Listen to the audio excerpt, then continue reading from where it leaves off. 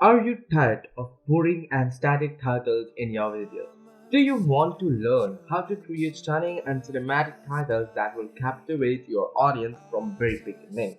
Well, you are in luck because in this video I'm going to show you how to create a cinematic title in Premiere Pro in just 5 very easy simple steps. Get ready to take your video editing game to the next level.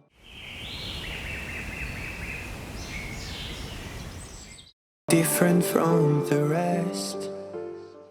Step 1 involves creating a new sequence. To do this, make sure you are in the editing workspace. You first have to create a new sequence. For that, go to New File, New Item and click on New Sequence and choose any of the video presets that fit your video. Next, we'll create our text by clicking T on our keyboard, typing our text into the program monitor. But I keep on Now go to Essential Graphics tab, and if you can see that, please go head onto the Windows and then scroll down, and here you have an Essential Graphics tab. Just click on it and boom, you'll have it here. Now I suggest you to drag. Now make some changes according to you. but I keep on A minimalist cinematic font such as Roboto or Montessori anything. For now, I'm using Gotham font. Once we have a text in a place, it's time to animate it. Head to Effects Control, and we are going to add a subtle zoom effect. For it, click the stopwatch icon in the scale, but do not click it here. Come just before the text is gonna end, and click this button and add a keyframe right over here.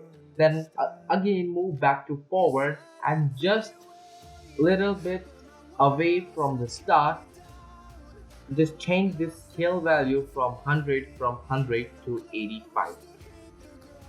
Now you have a really pretty good zoom effect. Let our title fade in and out. Create a keyframes for opacity. Just go direct starting and just create a keyframe at the starting of the video and do this opacity to 0%, and then move a little bit ahead just before starting of the scale first keyframe, and then change the opacity back to 100. And now you'll have a nice fade effect, and then after fading, the text will get a subtle zoom effect, and after it reaches its maximum size just before end, add one more keyframe, but this time press this middle button and then go to the end of the video, and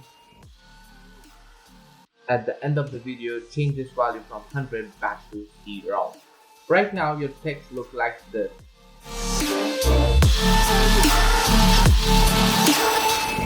Pretty dope, isn't it? Now you can add background music, sound effects, or anything, whatever you want, and boom, this is your final result.